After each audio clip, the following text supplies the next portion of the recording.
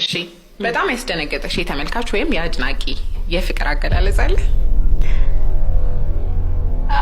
ከክፍለ ሀገር ምናምን መጥቶ ቢሮ የሚመላለስ ልጅ ነበረ። ፍቅር ይዞኛል ብሎ ማለት ነው። እና ደብዳቤ ምናምን የጻፈ መጽሐፍ ያመጣልኛል። ይሄን መጽሐፍ አንብቤ መጽሐፍ ስለኔና ስላንቺ ነው አለኝ። አንድ ቀን ሊፍቱ ጋር አግኝቼ ማለት ነው ቢሮ በቃ እኔና አንቺ አንድ ላይ ነው እህሏችን አንድ ላይ ነው ምንም ለኛ ይመጣና ማለት ነው እንዴ አናግሮኝ የሆነ ቀን ከዛ እኔ ደግሞ ምን መሆን አልፈልግም እንደዚህ አይነት ነገር ላይ በቃ በተቻለኝ ማናገር ፈልጋለሁ። ከዛ አናግሮኝ አስቅም አናግሮኝ ወጣና በመስኮት ስናየው ጂም አብረን ነበር አይደል? በጣም ኃይለኛ ዝናብ የዘነበ ነው በረዶ ማለት ነው። ምናምን እንጃለ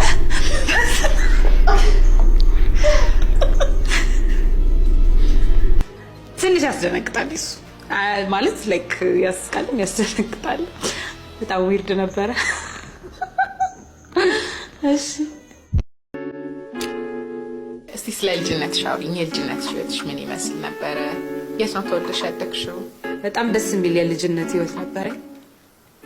ሳሪስ ብሔረ ጽጌ ታውቁት ከሆነ አላውቅም። ብዙ ሰው ግን አያውቀውም። ሳሪስ ብሔረ ጽጌ የሚባለው ሰፈር ታውቂያለሽ? ሳሪስን ነው ብዙ ያውቀዋል፣ ግን ብሔረ ጽጌ ብዙ ሰው ያውቀው።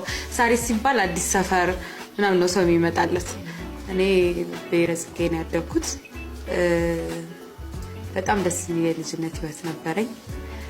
እንዴት አድርጌ ነው ማንም ሰው ህፃን ልጅ እንደሚያጠፋ ያጠፋሁኝ እየተማርኩኝ። አባቴ በተለይ በጣም ይቀጣኝ ነበረ። እንደዛ ነው ያደግኩት።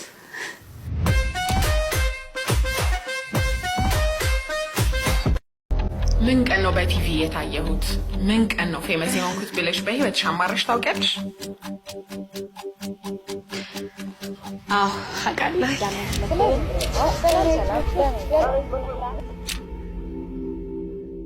በዚህ በ6 ዓመት ከምናምን የስራ ህይወቴ ውስጥ አንድ ጊዜ ብቻ ነው እንደዛ ብዬ ማውቀው። ያማረርኩበት ምክንያት ደግሞ ቤተሰቦቼ ማለት ከምንም ነገር በላይ እኔ ቤተሰቦቼ በእኔ በጣም ደስ በሚል ነገር እንዲጠሩ ነው የምፈልገው እና በጣም የሚረዱኝ ቤተሰቦች ናቸው ያሉት። እናቴም በጣም ትረዳኛለች፣ አባቴም በጣም ይረዳኛል፣ ያምኑኛል፣ ይተማመኑብኛል። ግን የፈለገ ነገር እንደዛ ፍሪ ቢያደርጉኝ በእንደዚህ አይነት ነገር ስማቸው በጭራሽ እንዲጠራ አልፈልግም። ግን ያው ሆነና በጣም ያስጨነቀኝ የነሱ ነበር፣ የእናትና የአባቴ ጉዳይ ነበረ።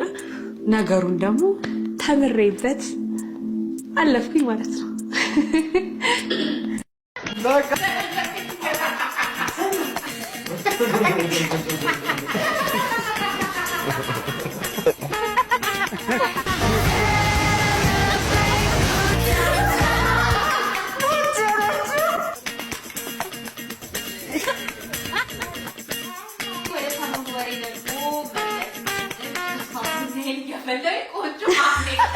ሃይ ታዲያስ እንዴት ናችሁ?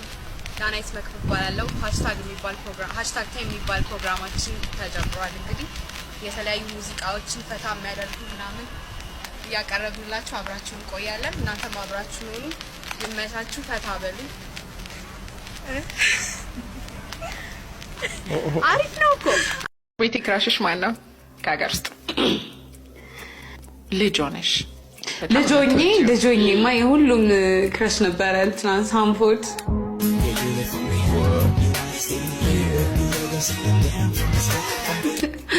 ነበረ። እሺ ከሀገር ውጭ እንደየሲዝኑ ይለያያሉ ክረሾቼ። ድሮ ብራድ ፒትን በጣም ነበር የምወደው።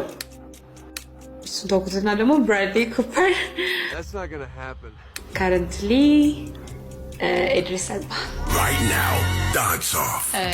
የሁልጊዜ የምወደው የምትይው ዘፋኝ ማን ነው? ዘፋኝ ጂጂ ስካዮስ ባባ። ናፈቀኝን በጣም ወደዋለሁኝ። እሺ አንድ ዘፈን ዝፈኝልን። የማንን? ደስ ያለሽን። ጂጂን ተወጃታለሽ? ጂጂ እሺ።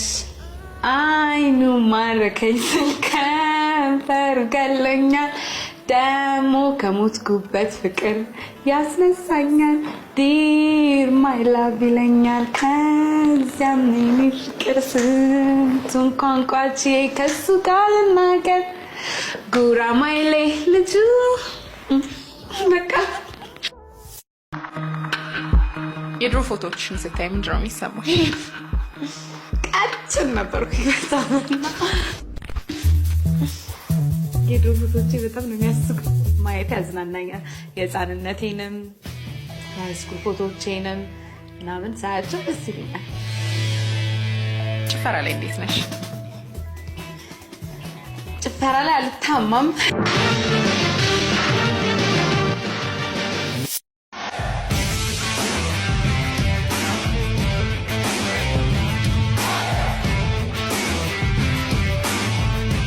እድሜሽ ስንት ነው?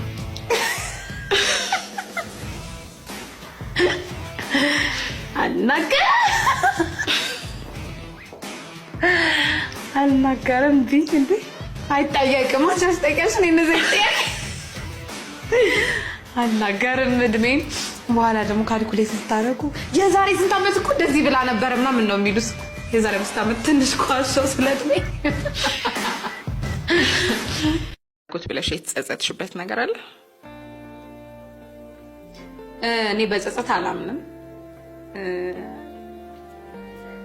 ያው ካለፈ በኋላ ትንሽ ደስ ማይል ነገር ሊኖረው ይችላል። ግን ወይኔ እነን እኮ ባላደርገው ኑሮ ምናምን ብዬ እንትን የምልበት ነገር እስካሁን የለም። ግን ያው ተምሬበት ነው ማልፈው፣ እማርበታለሁ። ከዛ ላይ ሰለመውሰድ ሞክራለሁኝ እንጂ ምንም ነገር ቢፈጠሩ እግዚአብሔር ለበጎ ነው የሚያደርጋቸው ብዬ ስለማስብ በጸጸት አላምንም። አልጸጸትም።